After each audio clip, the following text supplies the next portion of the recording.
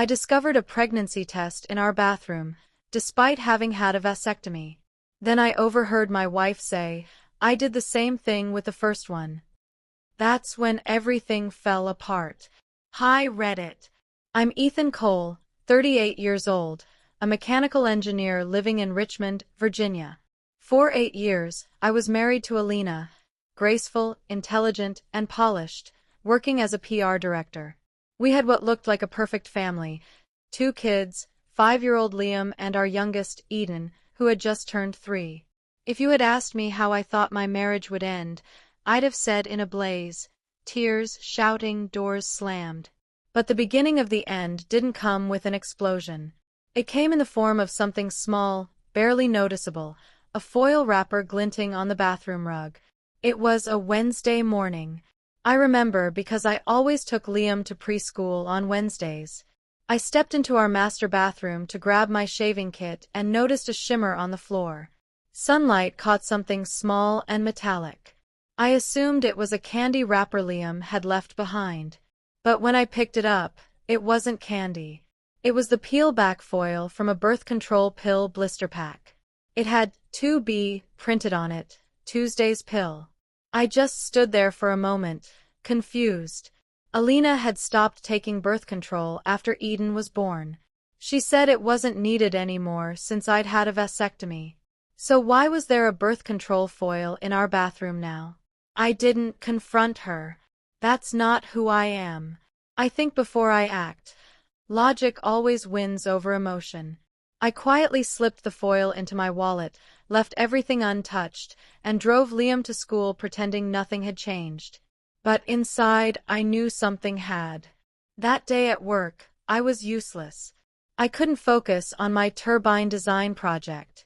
Instead, I went down a rabbit hole of DNA kits, hidden cameras, and apps for secretly cloning phones. I hated what I was doing. It felt beneath me. But a deep unease told me this wasn't just paranoia. By Friday, the surveillance gear I ordered had arrived. I left work early and told Alina I wasn't feeling well. While the babysitter kept the kids busy downstairs, I went to work planting microcameras in our bedroom, our bathroom, and the living room. Nothing invasive, just enough to catch small details in her routine. That night, once she'd put the kids to bed and curled up on the couch with her usual glass of wine, I slipped upstairs and gently swabbed Liam and Eden's cheeks. They didn't stir. I swabbed myself too, sealed the samples, and sent them in. Part of me hoped I was wrong. The other part already knew I wasn't. By Monday, the video footage confirmed my suspicion. Every day, around the same time, Alina would step into the bathroom and quietly take a pill. Birth control. There was no health reason for it, not with my vasectomy. There was only one explanation. But what truly broke me came a few days later. It was Saturday. I was grilling burgers downstairs with the kids. Meanwhile, upstairs, Alina stepped into the bedroom wrapped in a towel. She dried her hair, then sat on the bed and pulled out a second phone I'd never seen before. My heart sank. She typed something quickly, stood, and walked to the AC vent in the corner of the room. Then, like she'd done it 100 times, she popped it open and slid the phone inside. I felt sick. All this time, I'd been monitoring her main phone like an idiot. Of course I'd found nothing. She wasn't using it. I waited until Thursday, when she took the kids to her sister's for a playdate. Once the house was empty, I opened the vent. There it was, a black burner phone with a chipped edge. I cloned its contents onto a spare device of mine and placed it back exactly where I found it. Then I read the messages. Her lover's name was Brent. He was married with 2 children. Their affair had been going on for nearly 3 years, starting around the time Eden was conceived. One message made my stomach drop. "Brent, I'm late. I told Ethan it's his. Just like I did with Liam. Don't worry. I've got it handled. Just like I did with Liam." Suddenly, it wasn't just cheating. It was the horrifying possibility that neither child was mine. The DNA results arrived on a rainy Tuesday. Liam, 0% paternity probability. Eden, 0% paternity probability. I stared at the screen as the numbers swam through tears I couldn't stop. I'd loved those kids, raised them, protected them, but biologically, I was nothing to them. That evening, while Alina stayed late at work, I quietly packed a bag, just essentials. Clothes, important documents, a few framed photos. And I walked out the front door without a word. The next morning, I mailed a package to Brent's wife. It contained the DNA results and the pregnancy test I found. On top, I stuck a note. Your husband might want to get tested too. She called me later that day, her voice shaking. Ethan? Oh my God. He told me it ended last year. Wait, did you say Ethan? Hold on. Then she whispered something that sent a chill through me. He told her his name was Seth. Seth. It hit me like a gut punch. Seth was the nickname of a man I'd worked with. A guy I hired 5 years ago. A colleague I trained. Someone I had welcomed into my home, into my family. I remember him holding baby Liam on his knee and joking that he wasn't ready to be a dad yet. I wasn't just betrayed by my wife. I was betrayed by someone I had trusted deeply. That was the final straw. I filed for divorce. I'm pursuing full custody. I've initiated a legal process to disestablish paternity. It's complicated, but necessary. I still see Liam and Eden occasionally.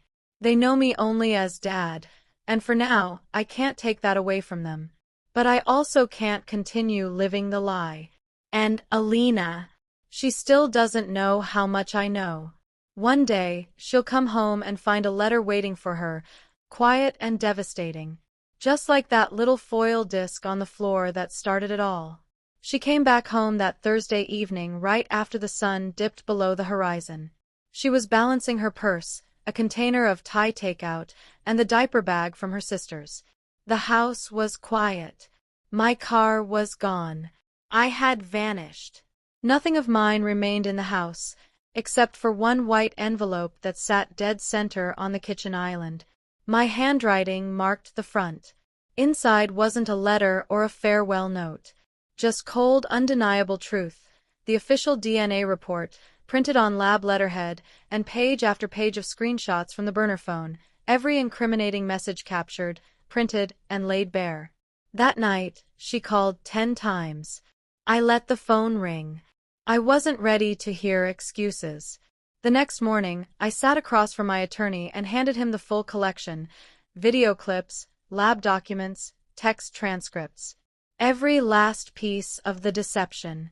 He scanned through it silently, flipping page after page. Then leaned back in his chair, eyes narrowed. This isn't just defense anymore, he said. You've got control of the board. That afternoon, we filed for divorce. Alina finally got through to me a few days later. She used a blocked number. I answered, not out of compassion, but because I needed to know what she'd say when she had nothing left to hide behind. Her voice cracked as soon as she spoke. Ethan, I don't even know where to start. Can we talk? Please, face to face. I didn't respond. She kept going. I panicked. It wasn't supposed to get serious with Seth. It started when I felt like we were just drifting apart. I was drowning in the kids, and you were always working late. I needed something. I didn't know how to ask. I let her ramble. Guilty people always do, stringing words together to fill the silence, as if it might erase what they've done. When she finally stopped, I spoke. You know what crushed me, Alina? It wasn't just that you were unfaithful. It was the careful way you hid it. You were slipping birth control pills in secret, hiding phones inside air vents, texting him while I made dinner for our kids. You let me believe I had a family. Then woke up the next morning and kissed me like nothing was wrong.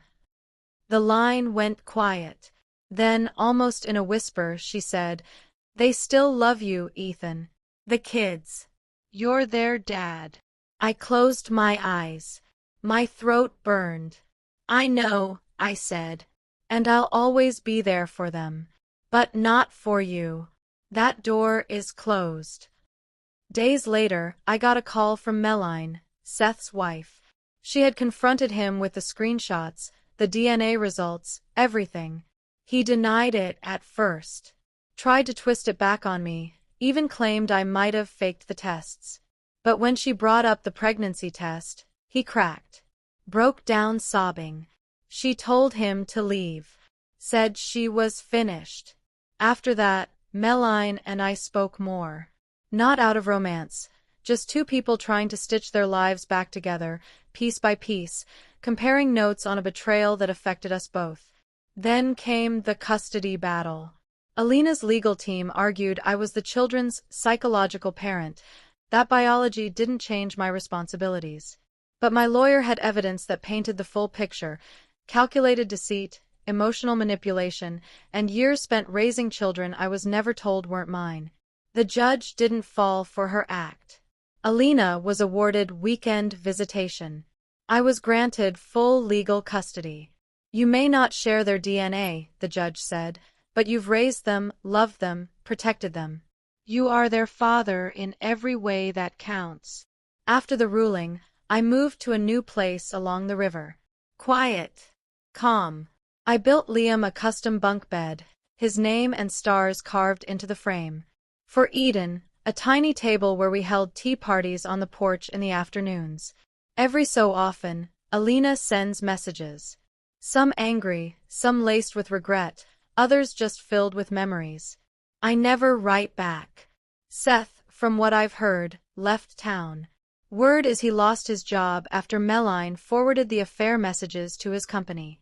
Apparently, it wasn't just a betrayal of trust, it was a violation of workplace policy.